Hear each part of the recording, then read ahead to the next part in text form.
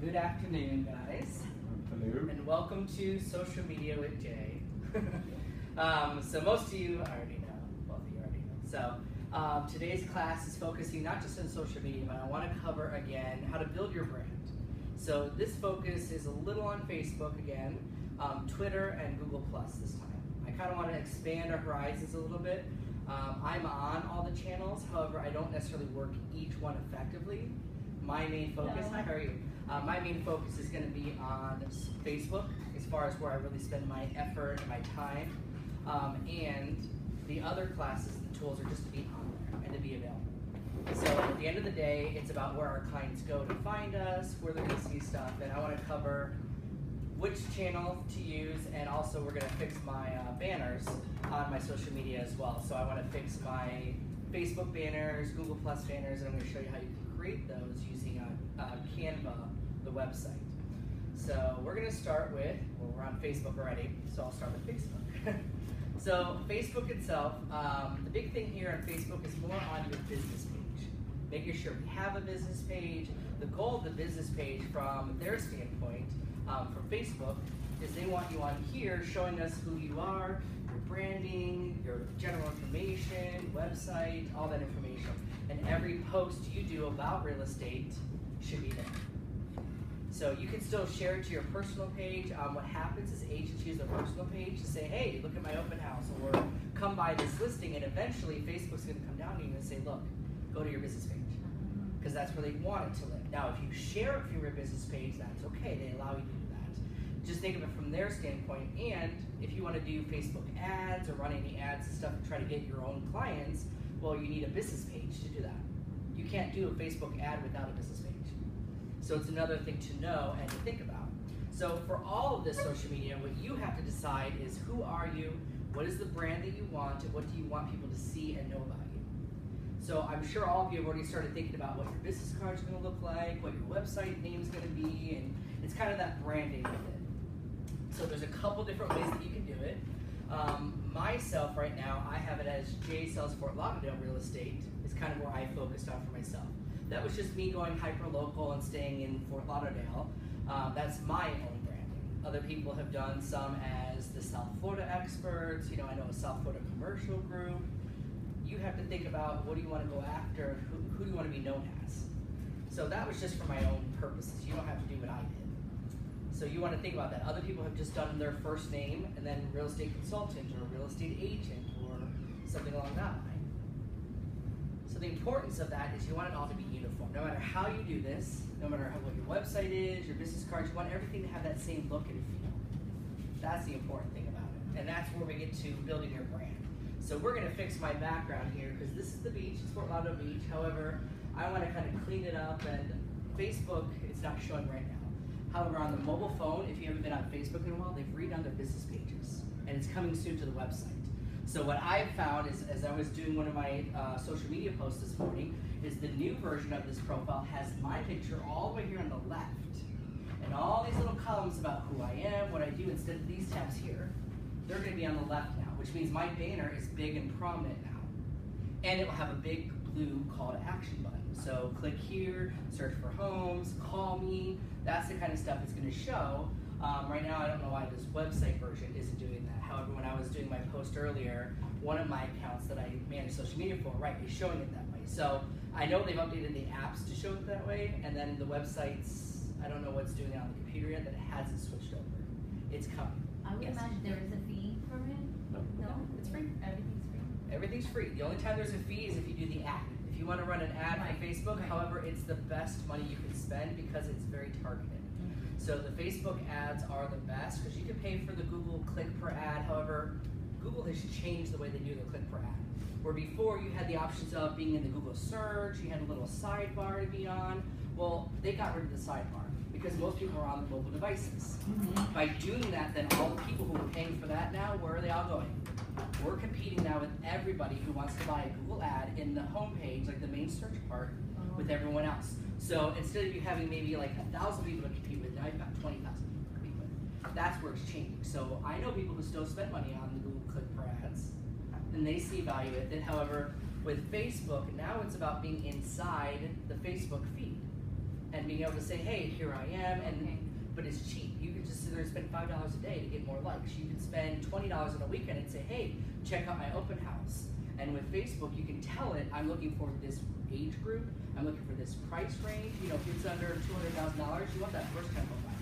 So If they it's that, send it to the right, you can send it to the right people. You can send it to people who are renting versus owning. Like, it really breaks down the demographics to let you choose and target to the right person. A specific condo building, a specific zip code. You can exclude real estate agents. Because I don't know about you, but I get tons of other real estate agents who are saying, hey, here's my, join our company or check out this listing. And I'm like, I'm not interested. I'm a real estate agent. And they don't realize you can say accept, like you can remove people who have real estate agent in their job title. So that way you don't bother, you're not wasting your money on them because they're not going to click on it. The only way they're going to click on it, and I do it, is I'm going to click on it because I want you to pay for me to see what you did. And that's the only reason that it's working. So the Facebook page, you want to think about building that. And when you're building it, you're just going to say, what am I going to tell people? So if I come to my About page, just so you can see a little bit, of course I've got our work address here and my cell phone number. I used to have work hours, and then I realized if I said 8 to 5, then people thought I wasn't working after 5. And if I said 24/7, then they assume I'm 24/7. So I decided not to put hours in there because then it's a per basis. You know, some people, if you know that you have a team in certain hours, I think our team right now is at 8 to 10 or 8 to 11 or something at night. I just let people know that I am available. And I don't do a price range either because we would be telling people I only work in this price range and exclude homes. So really the only thing that matters is how do they reach me, what's my website, and where am I at. When it comes to the page information, now it starts getting to know a little bit more about me. So we're in real estate, that's the category. I'm a local business on this one. Some agents have suggested that you become a brand or you become a local celebrity are some of the options when you create a page. However, when it comes to real estate, I feel it's about hyper-local. If you're a celebrity, that means I'm selling houses anywhere in the world. However, does that make you, as a local Fort Lauderdale person, feel like I'm the best agent for you if I service the whole world? No, you want someone local. You want to get to that local grocery store, that local thing. It's a hyper-local business. So that's why I feel, in my opinion, that you should focus on the local business page. And if you're in another area, great, create a separate local business page for Chicago, a separate local business page for Miami, wherever else you are. So some categories would let you say, all right, I'm a real estate agent, I deal with real estate services and real estate investment. There's other categories there, I don't deal with any of those. Address, it's already got it here, and then a short description about you. So I focus on that I'm a real estate agent with Keller Realty, and I self-branded myself top Fort Lauderdale real estate agent. The reason I did that was I Googled top Fort Lauderdale real estate agent, and some lady from 6 years ago wrote it on her website, and she's on the first page. So my new goal now is I want my website, I want to dethrone her in a way. That I want to make sure if people type in my name, I want them to see top Fort Lauderdale real estate agent, and that way they're always associating Fort Lauderdale real estate with my name. That's only when you do the search on Facebook, correct? For what, sorry? That's when they do the search, like on Facebook, or that comes from Not even just there. They can do it on Facebook, but also from Google standpoint. So the first thing I always tell people, and we should always start the class this way, is not on Bing. You can look at Bing as well. However, I would Google yourself. So if I type in J. Cermak, what shows up? So for me, I know I'm on the first page because I've been doing this for a while. So this is actually my most recent post. Oh, I'm logged into this meeting, that's why. Hold on, let me rephrase that. Let's go to Chrome, and you have an incognito mode. The reason I'm doing this way I'm removing all of my cookies, all of my tracking. It has no clue that I've ever been on a website. So that way when I go to Google, I can truly see what is somebody who doesn't know me and never searched my name before find me. So I'll put in my name here. It's still the same stuff, but notice that face, like some of those posts went away. So I've got photos here. This we're going to talk about today. Do you have a Google Business side panel? So we're going to talk about Google Plus today, and not because I think you should. It's a great product. Google Plus is going away.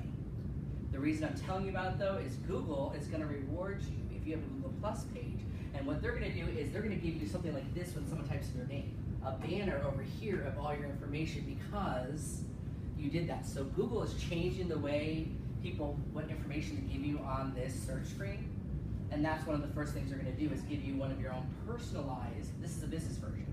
They'll give you a personalized version of your own little, here I am, here's my name, what I do. And that's why if you have a Google Plus account today, they'll reward you for it when it's time to switch over, and they're going to give you the ability to have that page first before anyone else. No, it's not the same as Google Chrome. Google Chrome is the business. browser. Google Chrome is the actual browser, like Right. Internet Explorer. Okay. Google Plus has two versions of an account, like a personal account Mm-hmm. and a business page account. So it What do you is pay for? no, it's all free. I haven't paid for anything I've shown you so far. I'm all about free and making sure I find it. So it's very similar to what Lori Ballin does on organically finding you. And over the last 5 years, I've been building it so that if you typed in my name, I don't want anyone else on the first page, the first 2 pages. So what I always recommend is start with Googling your name, and whatever you see first, so if LinkedIn comes up, which is usually the main one, because that's what most people do. I'm looking for John Smith, and I'm going to hire him, and I'm going to type in his name, and then that's usually one of the first things that come up. So is your LinkedIn profile current and up to date? Does it say you're in real estate? Does it point to your website? And then whatever else ranks, you want to focus on that first, and then keep adding things.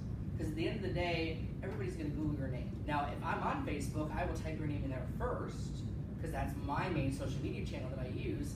And then once I found you, if I don't find you there, then I'll go to Google. So that's the flip side of it. That's why I'm on Google Plus. That's why I'm on Twitter. I'm on Instagram. I'm on LinkedIn. I'm in multiple places, because if you were focused on that, if my client was ever said, hey, I only use LinkedIn as my social media, or I only use Pinterest, I'm everywhere. Now, there's other accounts than those, but you want to think of your main, like 5 to 6 ones that most people use. And still today, Facebook is the number 1. Has the most users online every day, has the most users who keep coming back, and they all have their own little focus. So you don't write necessarily the same content for each one. So like Twitter is more for news now. We saw it with the whole debate, with the whole Trump debate with his wife, when she got up and spoke and did her speech, and then all of a sudden people started claiming that it was stolen. Well, that was within, it took Twitter less than an hour to start blasting it all across the world and stuff, before the news media started talking, before CNN started talking about it. And the interesting thing is your demographics change. So your demographics have changed that now the older people are on Twitter, because they got tired of calling their kids and saying, did you see the 6 o'clock news? This person had passed away. And they go, that's so old news, I've known about that for 2 days. So they got tired of hearing about that. So the older generation, 50 plus, are now on Twitter, so that they find out the second something happens. I'm outside the house where a shooting just occurred. Here's a live stream video of it, and then they know before the news media knows. And that's just how some of these social media channels are switching. So it's just something to understand that things have changed. So for me, my main one is LinkedIn. So I post here on LinkedIn just like Facebook every day. I write my post for Facebook, I put it on my business page, and I copy that same post and put it on LinkedIn too. So my LinkedIn profile every day is going. Yes? I post on LinkedIn is just like Facebook now. LinkedIn itself has, I can show you my profile. If I come to my LinkedIn has a write on a wall. So here's publishing, here's my summary and experiences. So that's part of the resume side of it. What you don't see is when you log into your LinkedIn account, it has a wall like Facebook does. Here's the most recent news article, here's a post, it works exactly the same way. The difference is the people on LinkedIn are business professionals.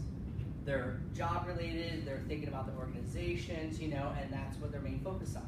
So if you're looking to hire talent and hire new agents, LinkedIn's a great place to build that. I'll sign into my account so you can see the difference. So it does have the ability to write on every single one of these social media. So I'll sign into my account. I think it's usually my computer auto logs in like everything. I just want you to start thinking. Your main focus today is how are you gonna brand things? What are you gonna write for yourself? How do you want to be known? The easiest way is to start with your name, but have like a title next to it. All right, what is it not like that?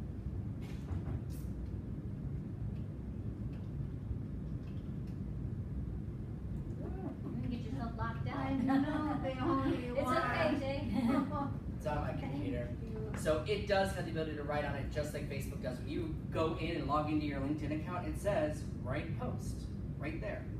And if you log in, you'll see a news feed of people who've written and posted their own stuff. Just the same way Facebook does. So there's a lot of business professionals that that's the only place they want to be on. You're going after the higher price range, the people are mostly on LinkedIn, not always Facebook. It's also demographic in a different way because they're usually business professionals. I'm the CEO of a company. When I want to talk to other CEOs, what do you think Facebook's the way to do that for me? If that was my demographic, no, I'm going to go to LinkedIn for that.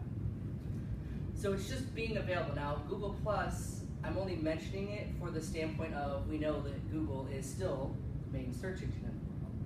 You want to be there. It doesn't mean that it's the best following. They know it's a failed product.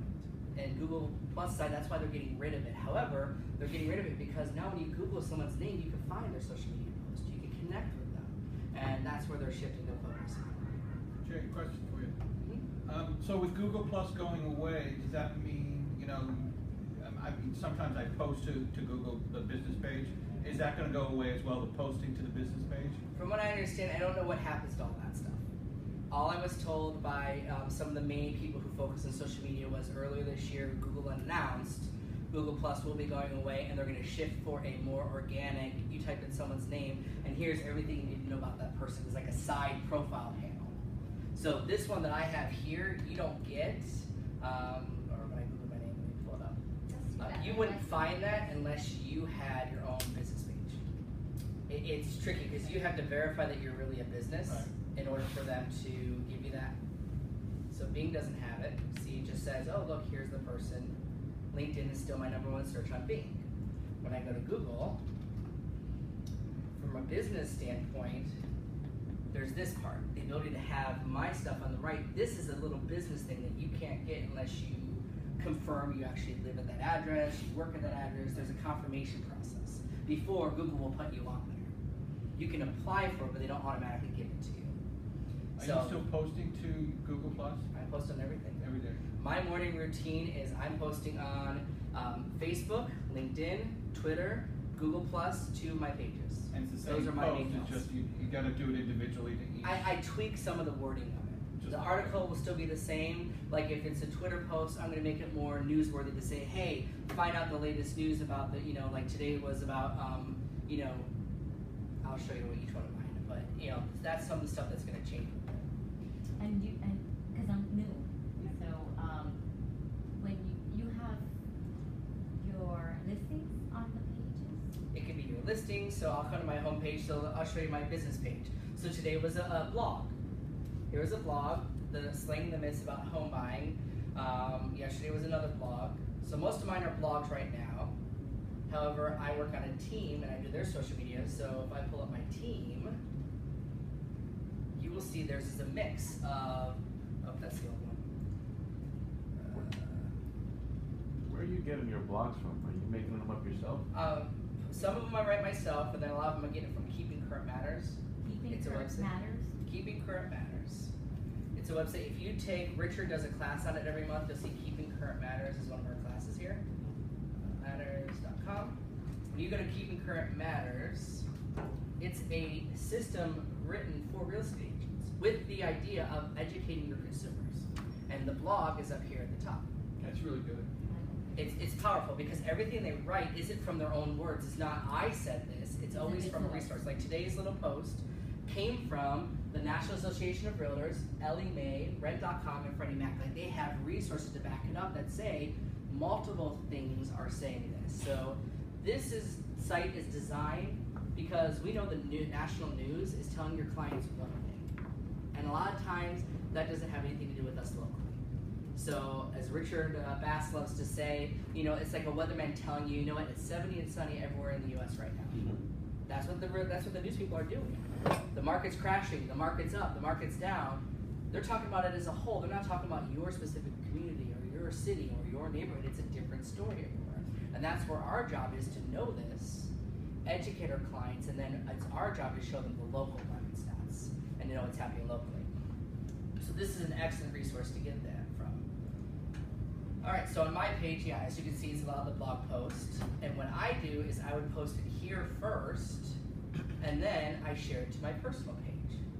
So that way my personal page is a mix of personal things, a little bit of business here and there. It's more of my lifestyle because people want to know me. This business page, they expect business. If you like my business page, if you go to it, I expect to see your listings. I expect to see your blogs. If you're on your personal page, they don't want to see them every day. So you give them that option to say, hey, I don't want to see it, I want to know more about it, and then you have to share your life too. So I had an agent that I do his internet marketing for, and he realized he's not posting his own personal stuff enough. So he said, I went to my personal page and realized it's nothing but real estate posts right now. So let's reduce the number of times we share it to my personal page. So that way it's just once in a while. Because he needs to post more of here's what I'm doing, I'm on a vacation, here's my lifestyle, here's my family, here's my dogs, So that's whatever the it personal is. part. Yeah, you've got to find on your personal page, it should really be 80% personal and 20% business. And that's blogs, your blog. Not even just blogs, just any post. Like it could be my pictures. It's, you know, my main page is obviously today's class. I do a positive quote every day. That's my big thing I love to do. So I started off with posting positive quotes for myself, and then I started posting it for others to help encourage them because there's so much negativity out there in the world. And that was just something I started doing. Well, I realized by doing that almost every day, people started following me, and then I get that little comment from someone who said, oh, I love your post, thank you. I needed to hear that today. And it just realized I was doing that movement.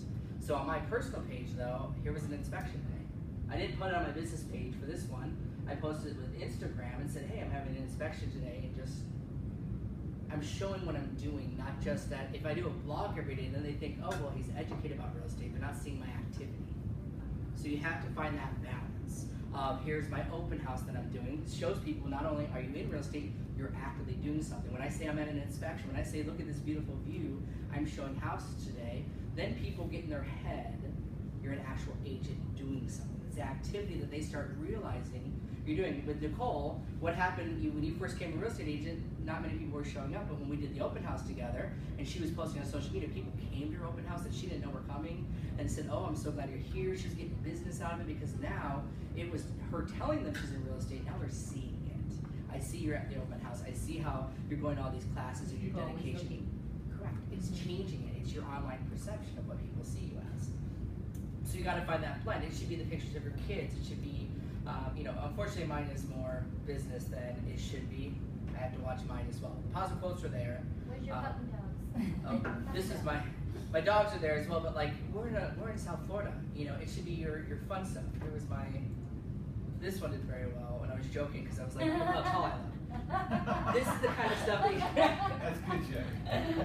but that's the kind of stuff that does well. So like my personal pages get more likes when I do stuff like I would put on the pajamas at Target. So I put on a Superman pajama. This is the one that got like thousands of likes and comments, and it went, in my case, my version of viral, because so many of my friends and family were sharing it, liking, and commenting on it. So Facebook looks for that kind of stuff. So this is the kind of post people see from me and they expect it. They think I live at Lavender by the Sea, because 99% of my pictures are of living there because it's my favorite beach.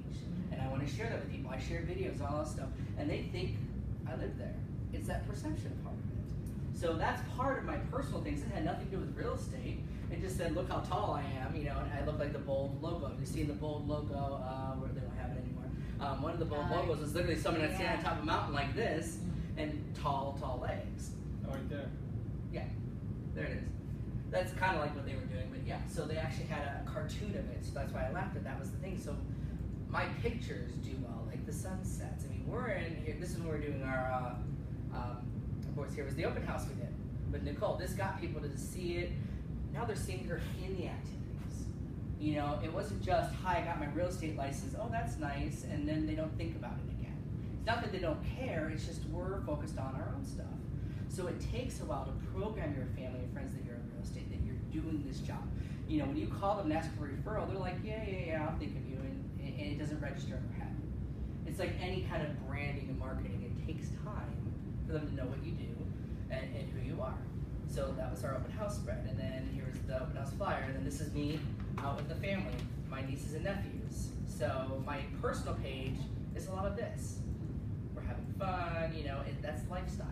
That's what people really want to see about you. So if they become friends with me, they see the post there, but they can learn more about me. Oh, this is the picture that I'm wearing. That's awesome. If you know me, you know my personality, you know how funny I am, I like to have fun. Imagine, you know how many times I should have been kicked out of Target. I started joking around saying I want to create a website for people of Target, and they can see me running around and being silly. However, the one thing you will hear constantly from Richard Bass is my praise on social media. Because a lot of other agents, what they do is on their personal page, we think it's our diary to vent about things. and to complain about others and to complain about someone else's thing or post our political views. Even if you don't have a business page, you have to remember now, you're a business. You're an entrepreneur. You're in real estate now, so when you say, I like this candidate over that candidate, well, you just excluded 50% of your friends, who now either unfollowed you, don't want to see you anymore, and you lost the opportunity to tell them, I'm a great real estate agent, because you offended them with something that you posted. So we had agents who have actually been sued because they complained some title company never replied back or commented to me. And they wrote the person's name down, they glassed it, and they thought, oh, it's on my personal page, no big deal. Well, that company came back showing proof of emails they'd sent to the agent and stuff. I mean, their online brand is serious to them. Are you as serious about your online brand? You should be. And that's what you have to think of. If you have party pictures from before, well, it's time to delete those. You can't ever really delete anything off the internet. You might want to launch a new business page or just focus on the business page. You know, my personal page is private. You can only see it if you're a friend and I accept you. And that's okay, because to me, that's where I'm allowing you in my inner circle, and you can see me at Target being silly. You can see my family and do stuff. However, to the general public, I don't share all that. If they look me up, they will find my business page, and that's stuff that I intend for the public to see. So you have to think of those things as well about it. So like here's someone celebrating their closings and stuff. Those are great photos. When I do my post for the Edwards group, for our team, you know, we get a little bit of likes. I'll show you. So right now we have 198 people who saw today's open house post.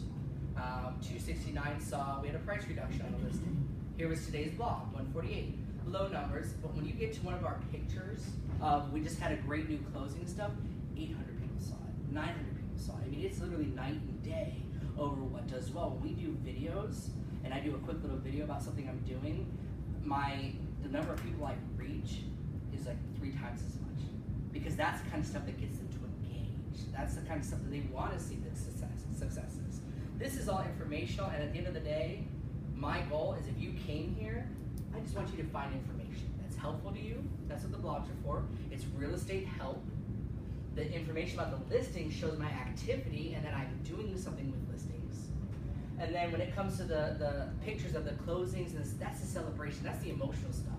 They start seeing that and they go, wow, you got that person to closing, it was a difficult transaction, or wow, you know, that's the kind of stuff that's the warm and fuzzy part of it. That's where the balance of all stuff comes in. Yes? How do you know how, in Facebook, how many people saw the picture? Sure. So only on the business page, when you have a business page and you reach over 30 likes, that's their way that they unlock the demographics about what's happening to your engagement for your post. Okay. So the first thing I think that people don't realize is the power of engagement for social media. So not just Facebook, Twitter works this way, all the social medias work this way. What they consider your article, your post as being relevant is when somebody likes it, comments on it, or shares it. So if you hit a like on something, that's the other thing you have to watch for. Not only can you not post about the election, you can't hit like on something that's offensive to people. Because what you don't realize is when you hit like, you just told your friends that you like something. Right, and we don't realize that. So I laugh because I'll see all these real estate agents who are liking all this competition of other agents, and I go, why'd you like that? Well, I didn't like that person. I said, well, you hit like on it. Oh, I guess I liked their page and I wasn't paying attention. Well, now you're telling all of your friends that you think this agent does a different job than you. Oh my God, it's so much.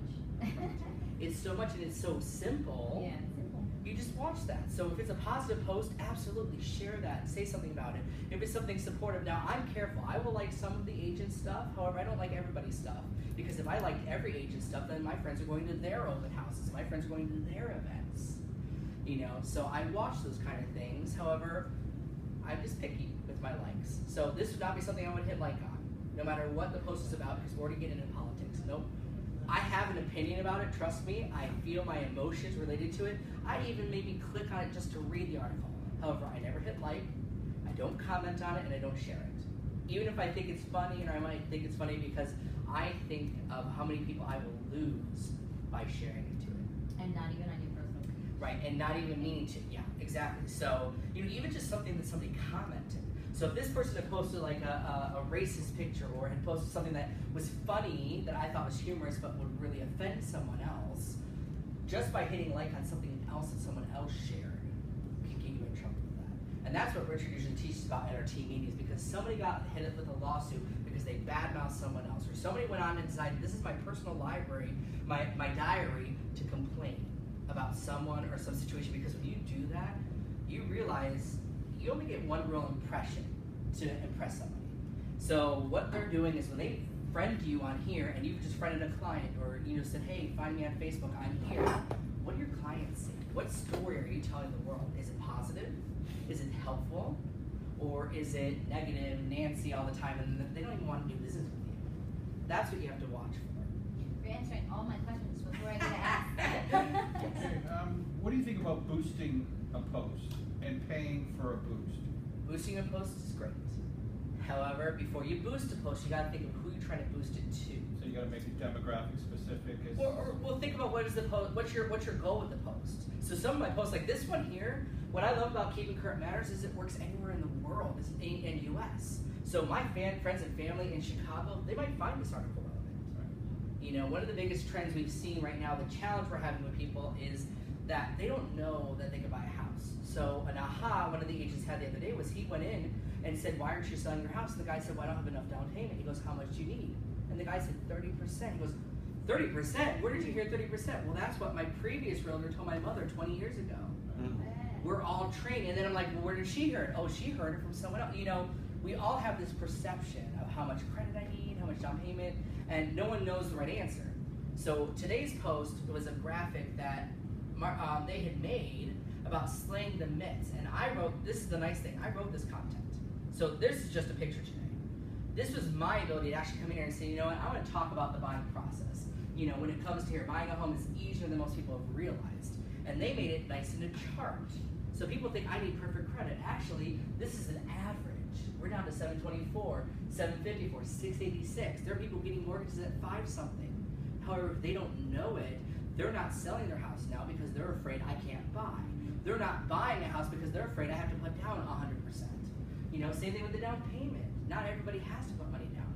It's 6 to even the highest at repeat people. Usually theirs is higher because they bought before and they took the equity out of that house to put a bigger down payment. However, we're not telling people this.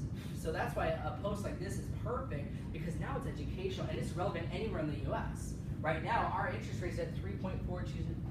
In the 2000s, they were at 6, 8. I'm not worried about the interest rate so much going up dramatically. It's the fact that this is the best time to buy now. And my focus on this article isn't about the buyers, because we have tons of buyers. My focus is on the sellers who haven't sold their house because they think I need a better credit score, and they think I need more money out of my house to buy something. And this is meant to educate them on it. So this kind of a post I would boost, and I'd probably boost it to everyone.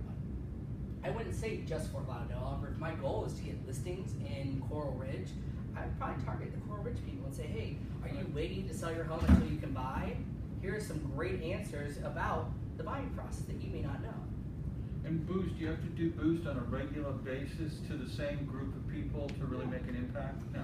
No, it depends, because at the end of the day, the whole point of the boost is to get them to hit the like button. Right. It's really like to get an engagement. And when you boost a post, what you're doing is you're telling the demographic, you're spending a little bit of money. However, when you give them content, like Lori Ballin has seen a lot more increase for her leads because she boosts her posts versus like paying to get people to like her page, or paying for like the big one now we're all doing is the find out what your home is worth.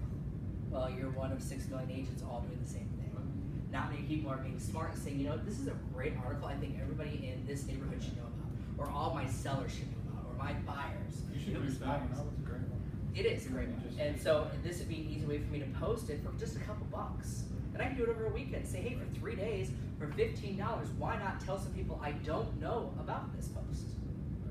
So it wasn't today's focus, but yes, that's a great way. I do encourage you to boost posts. And it doesn't have to be the same people. You could.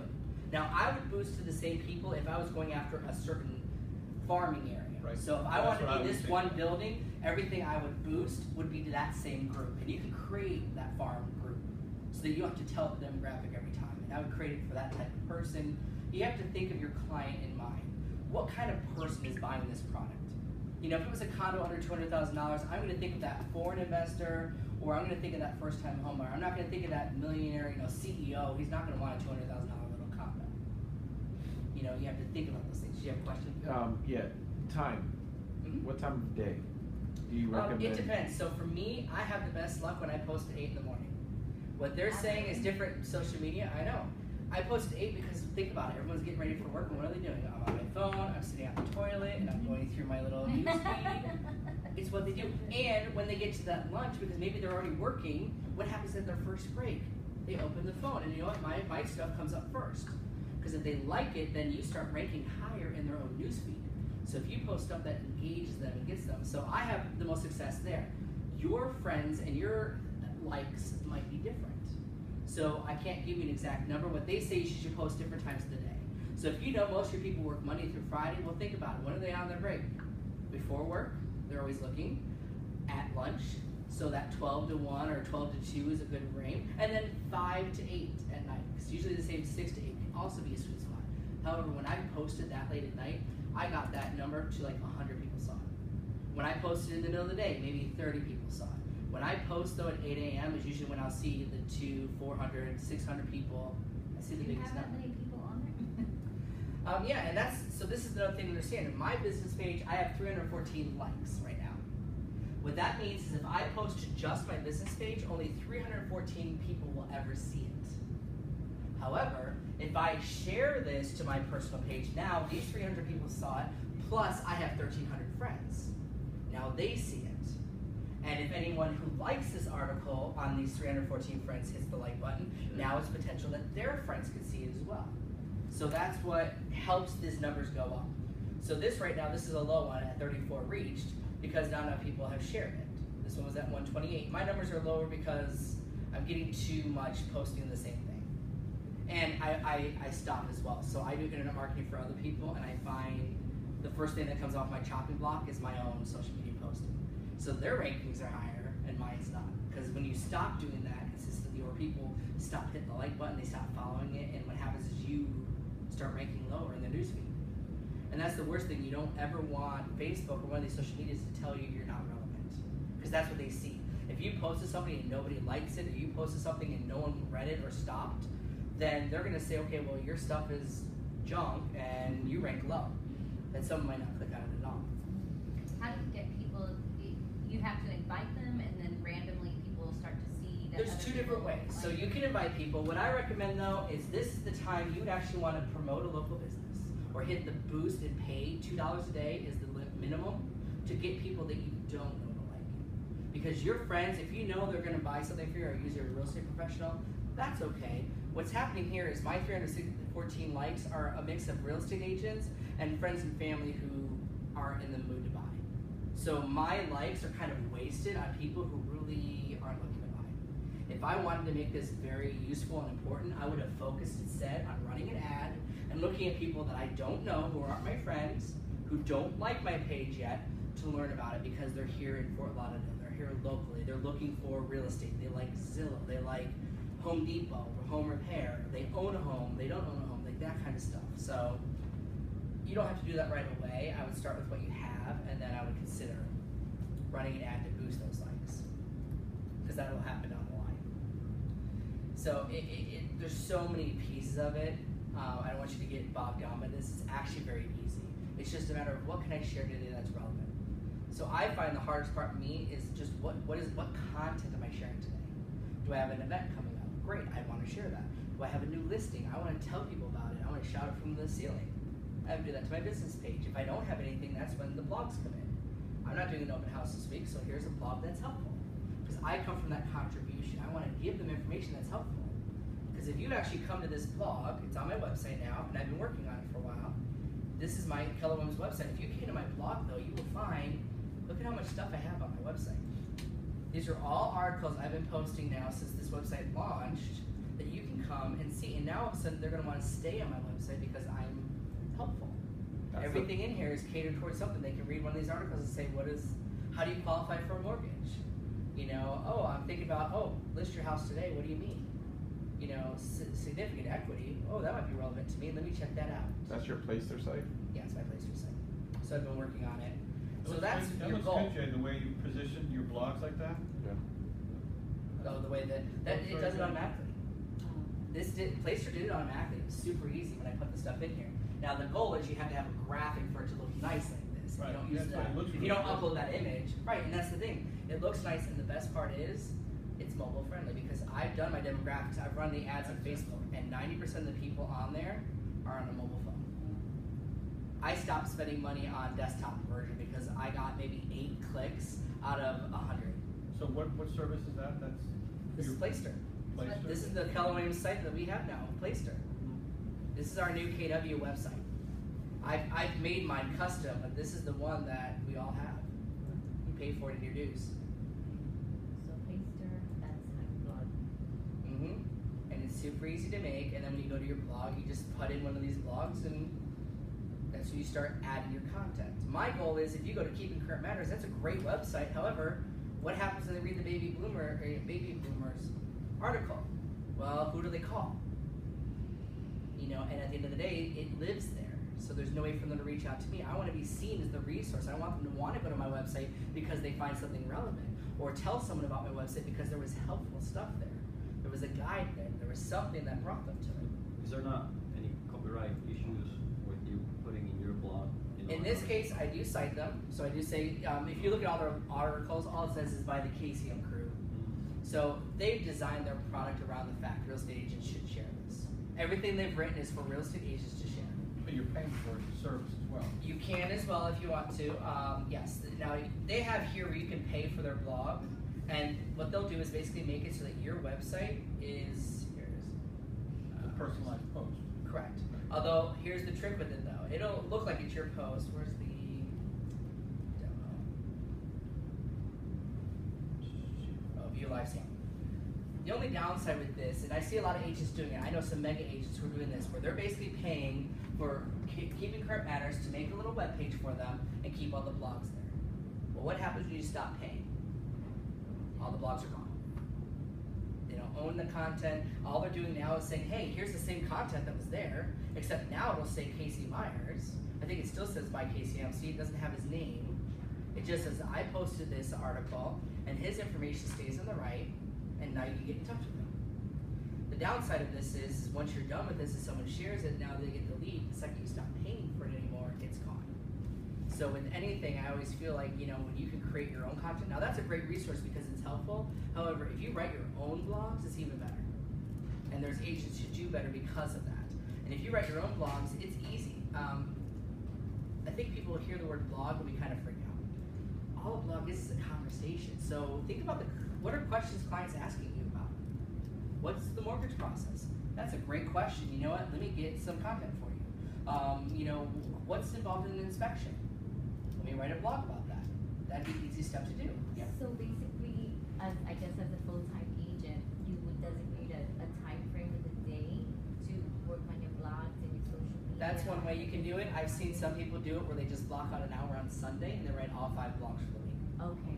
So that's another way you can do it as well. Now I do it where it's part of my morning routine. I get up in the morning, Monday through Friday. I'm in the office usually by 7:30, and I'm getting all this stuff built for me and my other marketing clients. So that way, by 8:30, it's all posted everywhere, and I'm sharing the same kind of stuff. So this post on there is going to go to my page, just so you can see all 3 of my social media channels I'm showing you. So here's my business page for Facebook, and there's today's post. Twitter.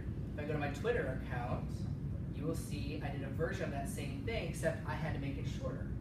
So today was, you know what, today I'm slaying myths about buying a home. Check out my latest blog.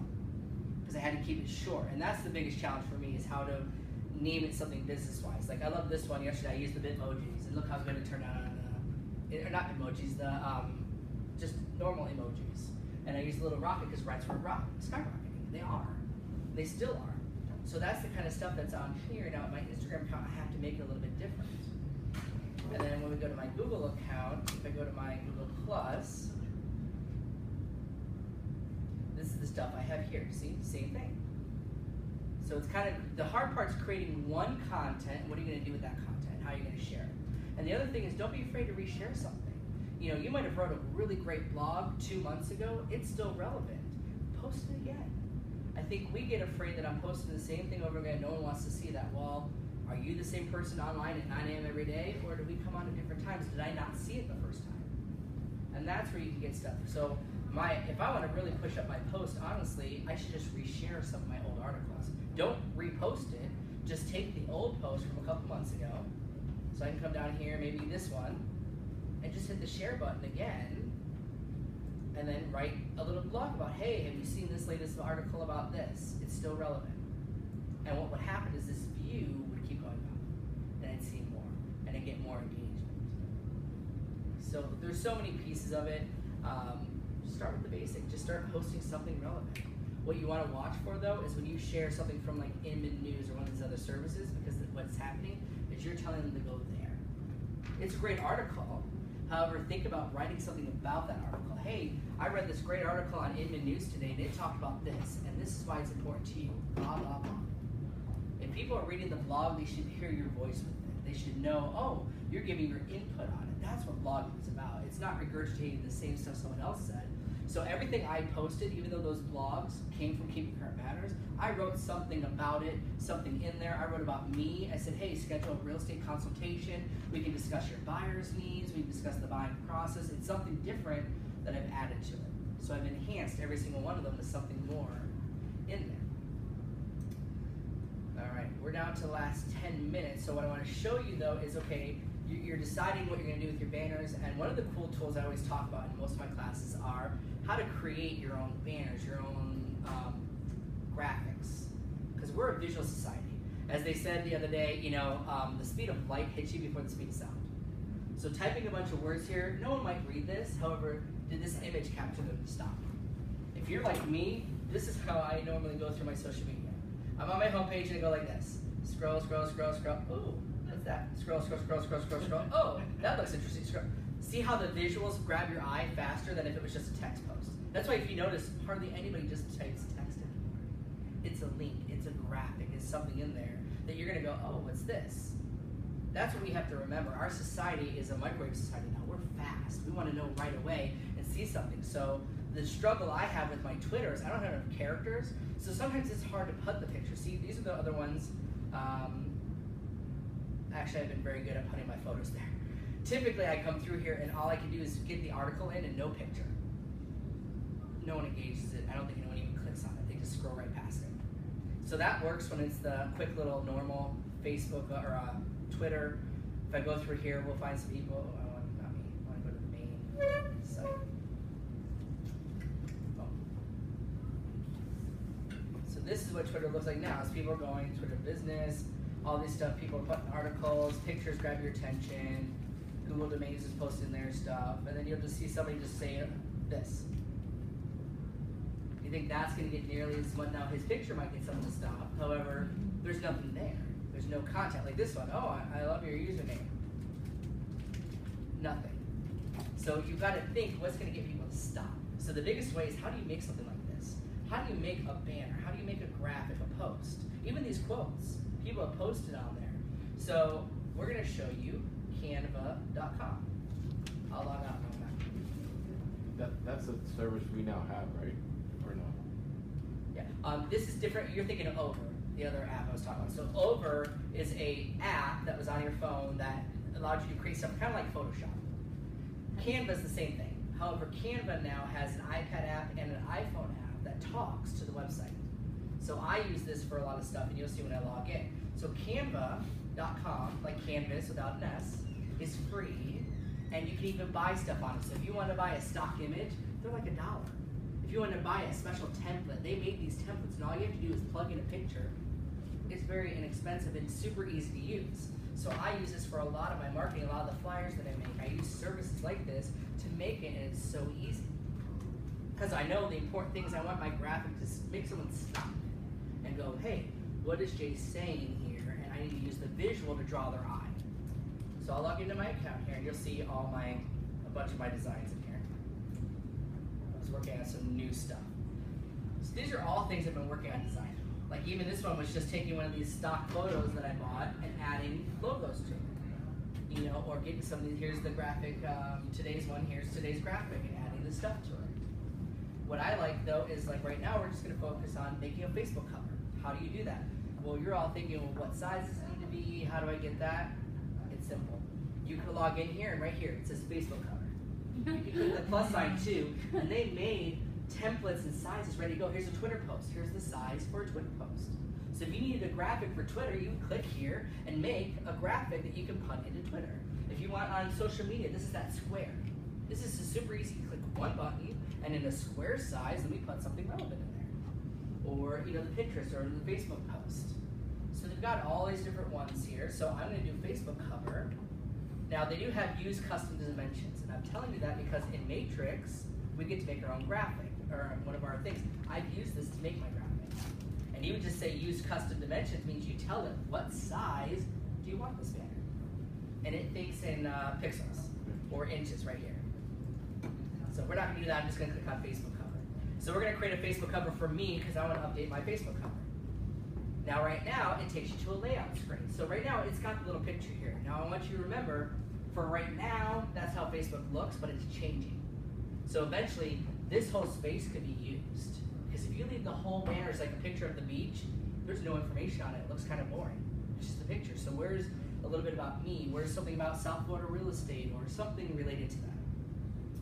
So these are some templates that you can buy. Look, some of them are free. So if I like this one, I click here, put the information in, just change the text, change the colors, change the background. It's like a template ready to go for me.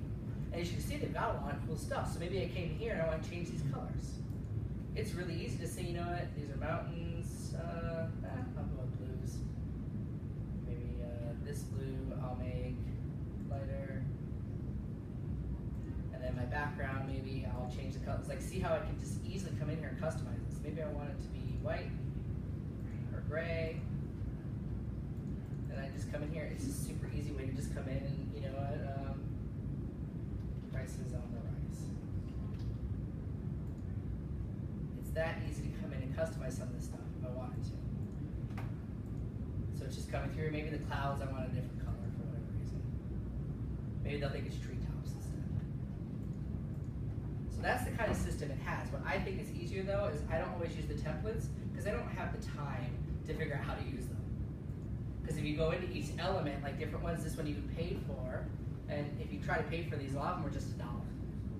So it's very easy. So we're gonna delete all this. How much do you spend on your social media advertising monthly basis?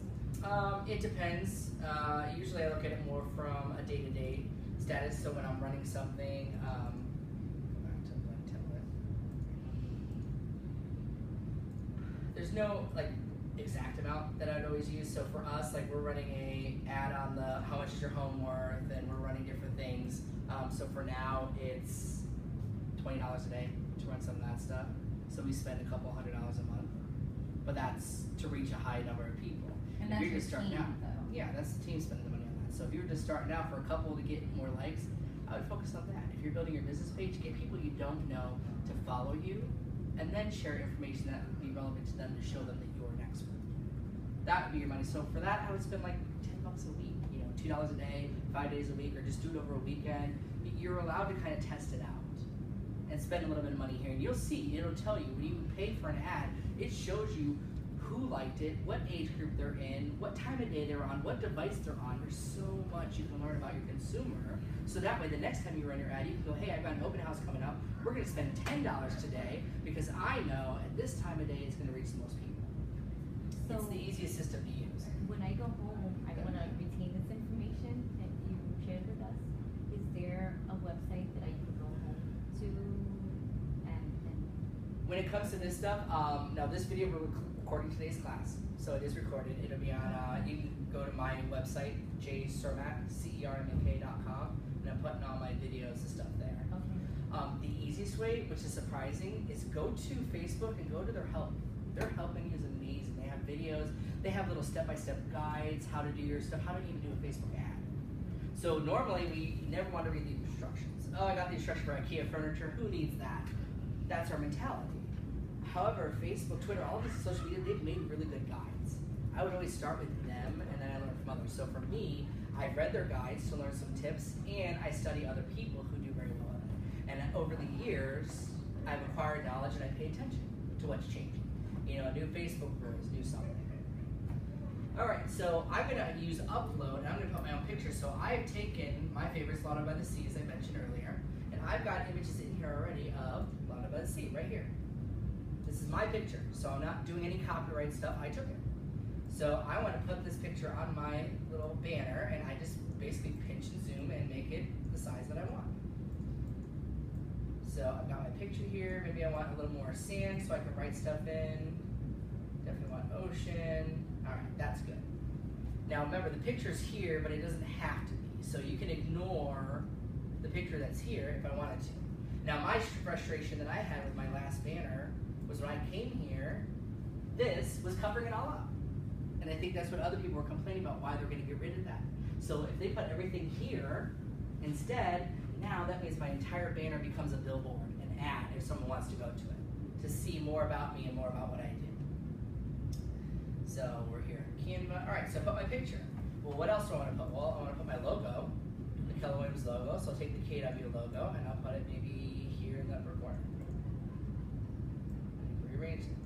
Are they strict about where you place the KW and things like that? Because I know they said, like, with our marketing, that it's a... They have a style guide that you can read. However, a lot of times, we're fortunate that our company is more about your branding than their own. Other companies say, my logo must always be bigger than your name. My logo must be, you must say this company and you don't exist. On our end, Keller Williams is all about branding you because they know the agent's what sells it, not the company. So in Keller Williams' standpoint, I can have a tiny logo, I can use a little one, I can have a big one. If you want to access those, it's under My KW. When you log in, it'll be under marketing, and all the logos and style guide is there. So mykw.kw.com. You log in, when you click on marketing, it'll say logos, and inside the logos menu, it has the style guide and all the KW logos that we have. Not all of them, but a majority of them. That's where these came from. So I didn't create these logos. They were there, I downloaded them, they had this banner one, they had just the KW, and that's where I put them. Now I've got my picture here. Now I don't need to put my picture.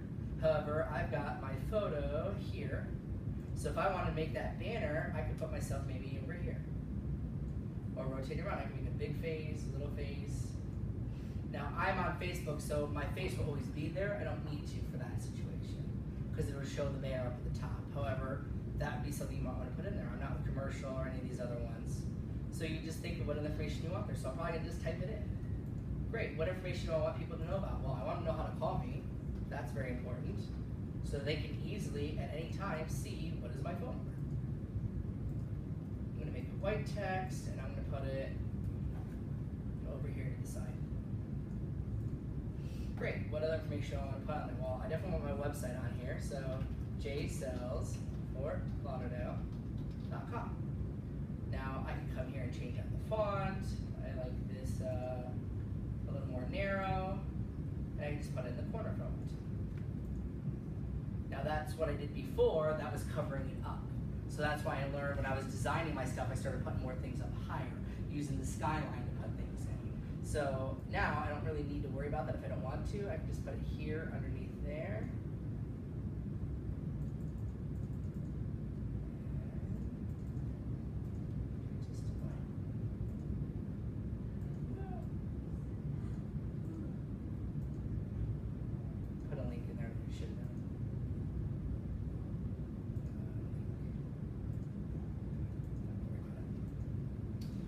So it's just your ability to kind of how you want. Now they have pre-built in stuff. So if I wanted something fun, because I'm saying South Florida real estate, I can put something like this in. And now I can change this to say, you know, search homes in Fort Lauderdale.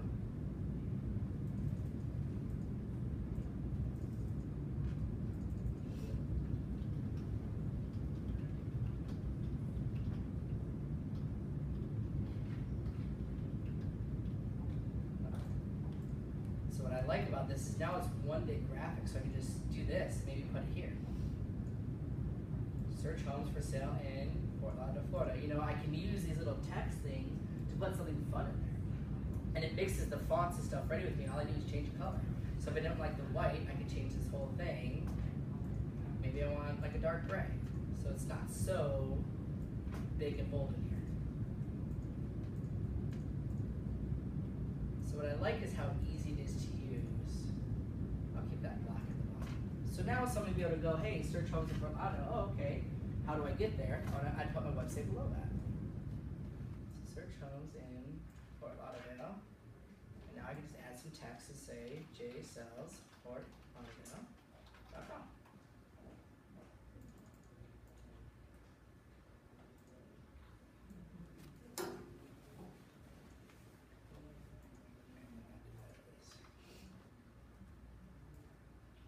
That's what you want to think about. What do I want on that banner? What do I want to tell people? What about me? What area do I serve? Things like that.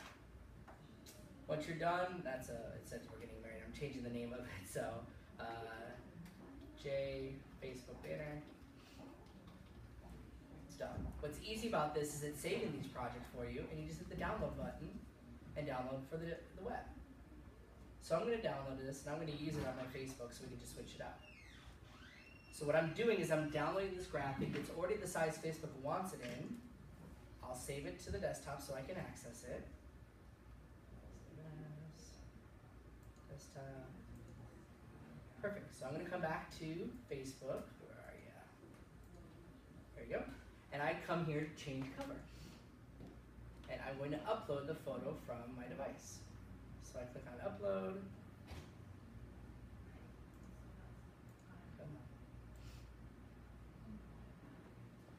Do you change it often, like to kind of switch things up a bit?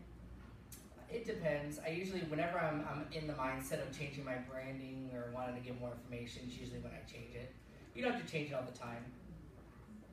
Just make sure it's always relevant, whatever you're using. See, look how good that looks in the banner now. Even though I've got my picture here, that's what people will see. Now, we know there's going to be text when I hit Save Changes.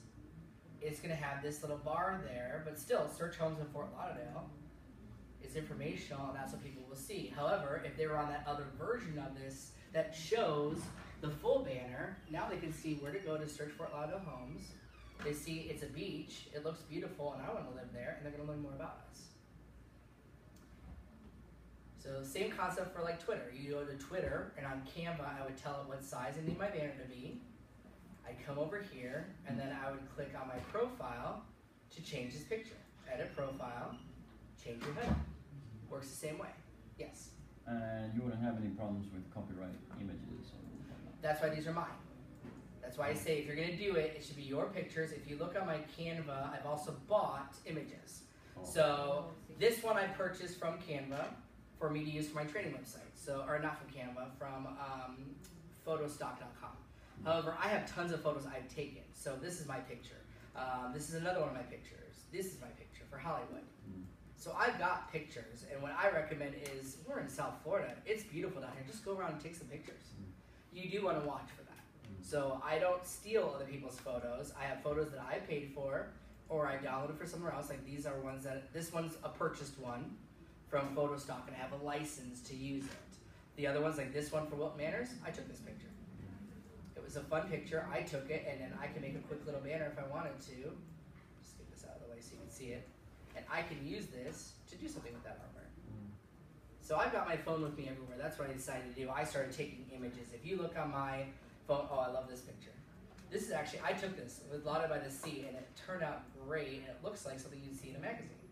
And I've used this for a banner before. You took it with your phone? What? You took it with your phone? Yeah, this is my phone.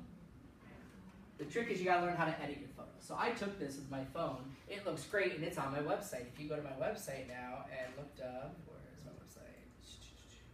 Here's my website, local areas, and I started building out these pages. Well, I built out my Fort Lauderdale page, and I have a slideshow that goes across. These are all my images. So I took this picture. Then it's gonna slide to the next one. I took this picture as well. This is also a park. And then I took another one. There's so many things that we have down here. Just take the freaking photo. Don't worry about stealing someone else's picture. I never have to worry about someone coming after me because I own these. I have built a library of my own stock images in a way. So I have photos of Bayview Drive. I have photos of Oakland Park. I love to try to get the little city signs because there's some really pretty ones. Like Coral Springs is a beautiful, pretty city sign that says, "Welcome to Coral Springs, everything under the sun." And that's a great image to to take a picture of and then save it. So that I own it, and then I can just come back at any time and I can use those images. That's why when you come in here, you'll see I took this holiday photo. This photo, if you guys, some of you have already been to one of my other classes, this photo, I was sitting in my car at a light.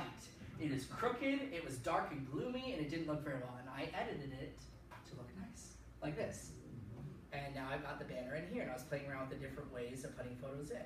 And it says, welcome to Hollywood, and it's got the big tower in it and stuff. So it's easier than we think to come in here and start taking your own photos, but yeah, that's a great question. Like this is a stock image we paid for.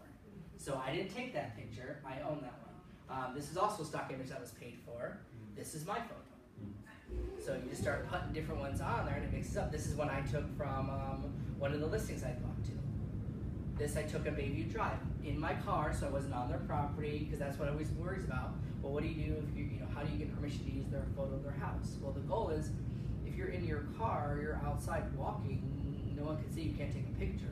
And if someone wants to discuss that I don't want my photo online, delete, I've got 100 others. No big deal. What you'll get in trouble for is when you steal something else, someone else's. So when you go to Google and find an image and say, I want to use this image, and then someone else comes by and says, that's our image, that's when agents are getting the $10,000 lawsuits, $20,000 lawsuits. And that's why I laugh at down here, I'm like, you couldn't go and get any of those photos I just took at the beach. You can drive to that beach and just take a picture. You can drive, literally, Bayview Drive is right here. Drive behind our building, drive down the road, and every little cul-de-sac you see there are the $1 million mansions that I took pictures of. You just go and take a great photo of it. So think about building those libraries. Think about what your branding is going to be. Like this one, for them, I used that stock image we paid for. It's got their information in the upper right-hand corner. It might be overkill because their picture's on there twice, but I kind of made it so that this banner could be used for something else. This is what's used in their email signature. This is what's used on some of our other websites. It's consistent. If you go to our website right now, this is the photo and the color scheme and the branding and the message we're telling people. Serving all your South Florida real estate needs. It's got the picture we're focusing on them. That's what our profile picture is. What does your business profile picture say? You can add text to it, or you can have it just be you. You know, that's the kind of stuff you got to think about. I mean, you're going, and you can always evolve. It evolves. If you go back to my history, if you Google myself, you'll find videos from 2010, 11. You'll see I've changed names, I've joined teams, I've left teams. At the end of the day, what stayed the same? My name. Jay stayed the same. So that's where people are finding me. The goal of this is just to get stuff out there. So here's videos from Christmas are in here. The videos do well, and these would be photos that I posted over time. It just takes time. Oh, this is a fun one. Actually, I did this for Coldwell Banker back in 2010, and it was such a fun little house. I photoshopped my new Keller stuff on it because I don't want to have to make it again. That's the kind of stuff that shows a mix of my humor and real estate. So think about you if you're designing this stuff. What kind of person are you? What do you like to do? What do you like to tell people? What kind of personality do you want to show? Happy Thanksgiving. You know, here was an open house I did. So these are a bunch of little photos put together in a little collage, and there was an open house sign. That's a great way. If you want to get people to come in, that's one of the great ways. One of my favorite ways right now, though, is what does very well on Facebook is a carousel. So what a carousel is when you have more than one image. So if I come back to our team photo, this one's a carousel. So open house, right? You could click the link, but what do most people want to do?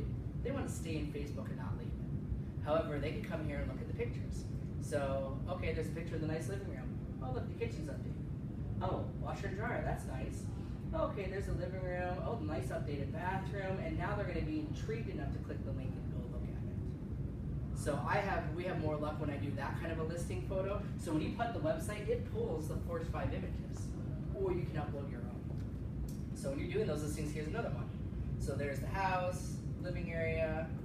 Okay, oh look, cute little dining room. Look at that bathroom. Now I want to click on it and learn more. So when you add more photos, what happens is they stop and they scroll through the pictures. So I would love to say that it's simple, not easy. It's just a matter of start with one. So don't worry about having them all yet. Start with one.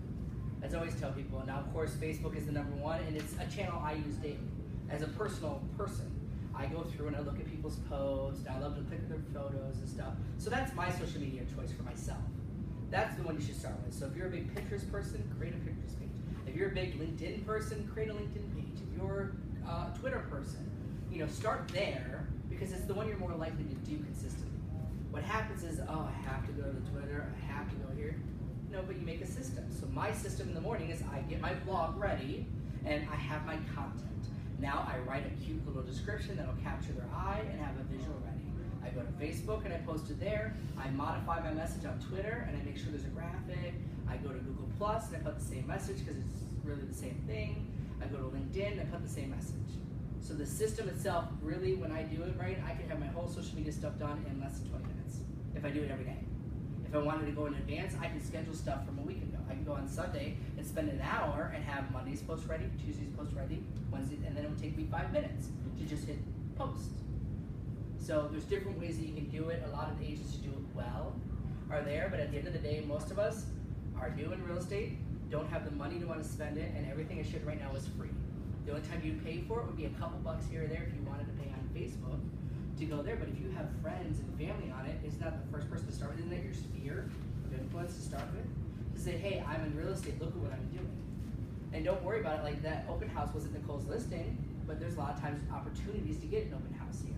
Or you can just talk to one of the agents and say, hey, I live in Bayview Drive, can I advertise one of your listings in Bayview Drive there and just see if I can get someone to buy it? And a lot of times they'll say yes. And then I can post their listing and say, look at this.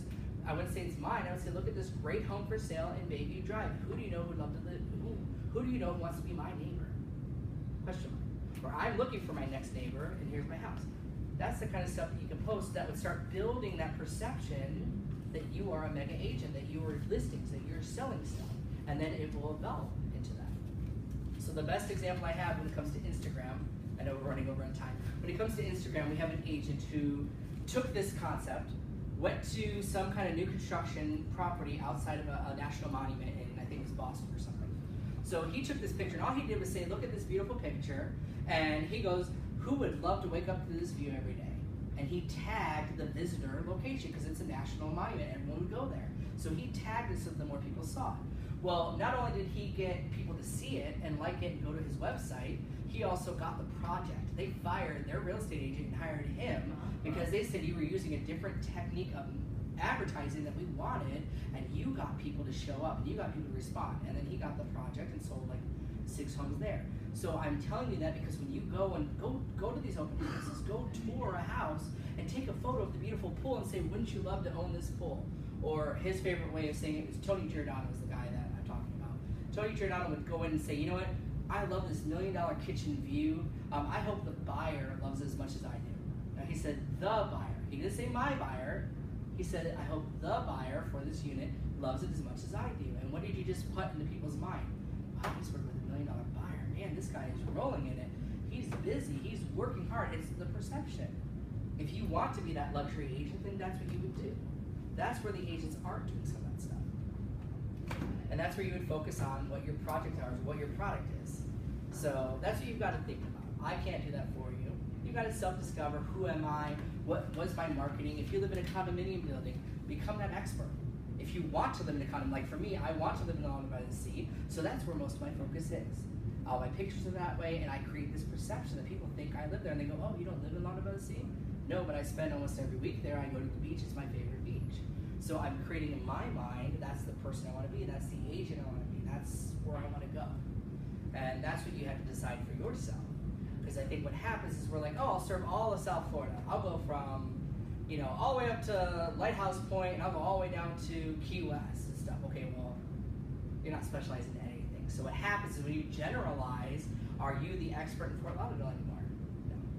So what you need to do is, even though what's funny is I have people who said I focused on just luxury waterfront homes. And what will happen is you said I'm a luxury expert in waterfront homes, that's my focus, and people will come to you and say, hey, my home isn't on the waterfront, but would you list my $1.2 million house anyways? Like, they ask you for a favor because your focus is one. So we think if I focus on one thing, I'm gonna lose all this business. No, by focusing on one thing, you become a specialist in it, and people will still know that you're a real estate agent, and they'll come and ask you for a favor. Can you imagine someone coming to you and saying, would you do me a favor and list my $8 million house? It's not on the water, it's not, it's not in your neighborhood, like, you're the London by the Sea expert. However, look at what it has. Would you do me a favor? And that happens. So when you actually get hyper local and your focus, that does happen. When you say, hey, I'm the Bayshore Drive specialist, someone will say, would you mind listing my house in Davie? I know it's not in your area. However, I see you all the time. I love your marketing. You get your message out to people. Would you list my house? Imagine going to a listing appointment like that. I know who you are. I know what you do and stuff. And that's what we got to focus on. So you have to decide that. There is plenty of market share here in South Florida. You don't have to, do there, but I think if you narrow down more, like right now I say Fort Lauderdale, and that's where most of my pictures are from there. However, if I wanted to focus even more, I could become, I used to joke I wanted to be the flip-flop agent. So I was just, because I love going to the beach all the time. Like imagine if you could just work from the beach, and people expect that. Now, I fight with my upbringing up north where I have to wear my shirt and tie or my polo or something. I couldn't just sit and flip-flops all day and actually try to do business. Some people are comfortable with that. So you would think of your image, your brand, and all you have to think about is your color scheme. Look at these photos. These are from the last several years. Aren't the color schemes all around the same? That my branding, things I've done. If I go to images of me, different photos, now clearly these are mine. But some of this stuff, like that's the same. This is from a 2011 video. I can't get rid of this. This is a video that Caldwell Baker put a great photo of myself. However, if you go there, this is the old YouTube video from years ago, and it's on the #1 page all the time. It's from 2011. I made this video, but Caldwell Baker put it on their channel. I've asked them to remove it. It's still there. And when you Google me, that's the first thing that shows up because they have better ranking than I do. So that's why it's always there at the top. It's just a video talking about technology. First generation iPad. I'll show you how to use the iPad. Were you working for them or something like that? Yeah, I was an agent in Ohio for Caldwell Baker. That's where I started. One of the two companies I started with. But that's the kind of stuff that, look, even now, I live in Fort Lauderdale. That was in Ohio. My color schemes were similar.